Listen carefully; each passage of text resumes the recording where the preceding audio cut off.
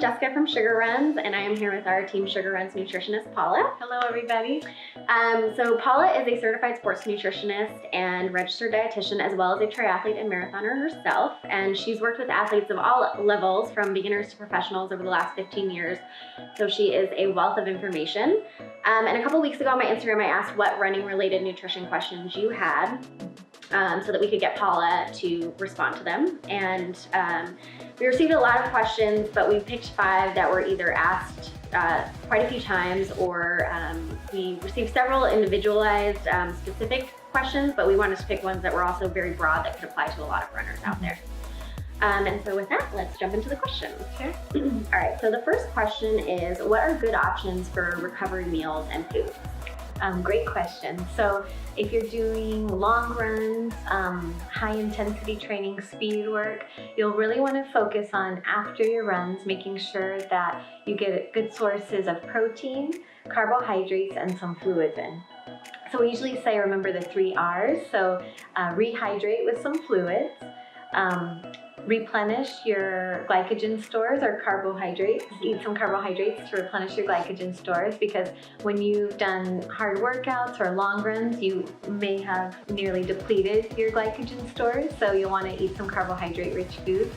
That could be sweet potatoes, oats, bananas, fruits, beans, rice, pasta. Those are all great sources of carbohydrates. Also, there's foods that have both carbohydrates and protein, like the beans or legumes, or like yogurts and yogurt drinks or smoothies. Protein sources are very important as well to repair your muscle tissue. So protein could be Greek yogurt, dairy, meat, chicken, eggs, fish. Any of those options are also nut butters or beans or legumes if you don't eat any animal food proteins.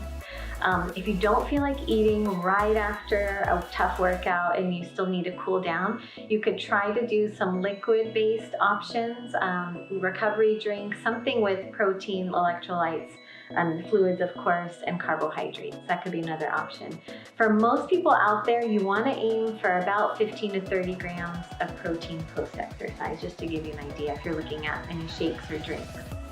Yeah, the shake is something I always have to do afterwards, because after like the 20 milers, it's really hard for me to want to eat something solid right away. So usually a shake is a little bit easier to consume. So yeah, and that's better than nothing for sure. Yeah.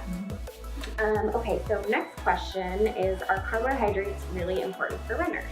Yes, great question. So there's a lot of information on social media and the internet, and sometimes we get these messages that certain foods are maybe negative or more positive, and right now it seems to be going around carbohydrate-rich foods. So first, I wanted to kind of talk about what foods have carbohydrates. So it could be anywhere from oats, beans, potatoes, corn, carrots, pasta, rice, quinoa, buckwheat, bread, tortillas. So there's lots of foods that have carbohydrates.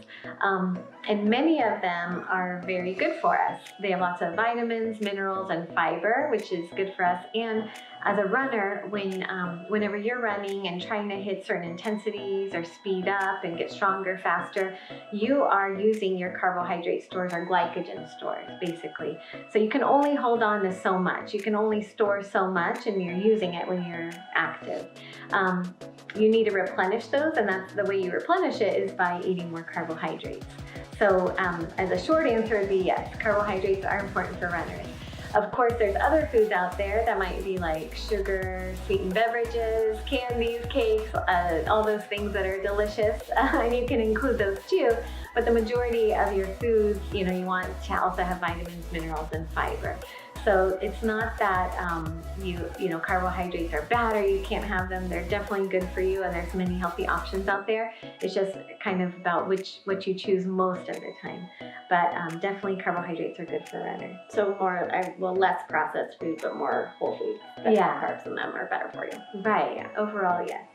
Perfect. Awesome. So this actually kind of leads into the next question, which are, what are your thoughts on the ketogenic diet, and is that diet appropriate for runners? Yes, and that's also, I understand where that question's coming from. We've gotten that one a lot too. So the ketogenic diet, we'll first start with the definition of it, or where it came from. So it was developed a long time ago to help treat children and infants with epilepsy, and it's found to be beneficial for those conditions and some other ones. There's still research being conducted on that.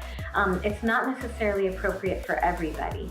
So the ketogenic diet is typically 75% or more of your energy or calories coming from fat. So most of your food intake is going to be coming from fat sources. So it could be avocados, nuts, nut butters, coconut oil, vegetable oil, things like that. But even walnuts and some, legumes that are high in fat also have some carbohydrates. So those would need to be limited to some amount too. So if you just look at that, then your food selection is very limited. So that's one thing, is that you're mostly eating fat. Then you want to make sure that you're eating enough protein to preserve your lean muscle mass, especially as an athlete or a runner. So there's a lot of research out there, and we'll post it later or share that information with you on how eating protein enough for your size or your physical activity spaced evenly throughout the day will help prevent the loss of muscle mass and to help you get stronger or adapt to your physical activity or exercise. So if you're limiting your protein sources to try to be in ketosis or produce ketones is what is the goal of the ketogenic diet, then you could lose lean muscle mass. And then you're going to eat probably anywhere from 25 to 50 grams of carbs a day or less. And so just for reference, 15 grams of carbohydrates is like an apple the size of your fist. A big apple might have 20 to 25 grams of carbohydrates. So already that would be your carbohydrate allowance for the day. So 2 apples basically for the day. Yeah, and I know we know a lot of runners, and I can't imagine myself or many people just eating that as far as their carbohydrate sources. So also we talked about that carbohydrates are good for runners. So it's not just because you're using that energy, storing it as glycogen and using that for your runs, but also all those carbohydrate sources give you vitamins, minerals, fluid, and fiber. So fiber we need for healthy digestion.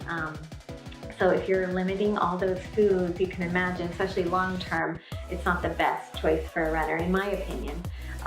It's still kind of new in the sports nutrition world to do ketogenic diet in endurance athletes. I know there are some out there that claim they're having great success. I personally don't know many of them, but also we want to make sure that people, not just for performance, but also for health and wellness, are eating well overall. So in my point of view, it's not the best type of diet for everybody. And we also want to prevent low energy availability or not having enough energy just to do your daily activities as well as training for your long distance run. Yeah, and it seems pretty hard to find food that is really just high in fat. So you'd really be eating a lot of the same things too, which seems very boring, in my opinion. Yeah. Okay, awesome. So next question is food sources of protein and iron for vegan and vegetarian athletes. Great question. So for vegan athletes or people following a vegan diet, that's when you don't eat any animal food sources of protein. So that means no dairy or eggs, meat, fish. So the food sources that you could use for protein would be like legumes, beans, nuts, quinoa, whole grains. Vegetables have a small amount of protein in them too. Soy, things like that, tofu could be some sources. And of iron specifically, you would want to make sure you get in a good source of legumes or beans with each meal. And then also pairing them with vitamin C rich foods. So bell peppers, strawberries, potatoes, broccoli. You'll want to have those with your meal so that it helps you absorb the iron. For vegetarians, they have a little bit more food choices of protein and iron because they might include eggs and dairy, and there's different variations of vegetarianism, so they might also include maybe fish or certain other animal protein sources. But for vegetarians, you could also get the iron from like the egg yolks in your eggs. So those would be the protein and iron sources for vegans and vegetarians. All right, and then the last question is go-to pre-long run and pre-race meals. This question was asked a lot. So Yeah, it's a great question. So first of all, when you're thinking about yourself for a good go-to pre-run meal or the night before a long run or race meal, think about things that are convenient, things that you enjoy eating, and look for carbohydrate-rich foods that are not too high in fiber and not too high in fat and not too spicy. So for example, I like to do sweet potatoes or rice or pasta or even like a pizza that might not have too much cheese or meat on it the night before. And then the morning of, I like to usually do oats or bread with some banana or almond butter and peanut butter and honey. Those are my usual go-tos. And it's good if you are traveling to make sure that what you've been practicing eating during your training is something that you can get wherever you're going. So you want to make sure that you have access to that food wherever you are. All right. And so that's the end of our questions. Thank you guys for sending in your questions. You can find us on Instagram at Sugar Runs, YouTube at Sugar Runs, and Facebook at Sugar Runs. And we will be sharing all this information in a blog post, and we will link up some additional information in the blog post for you as well. So thank you. Thank you.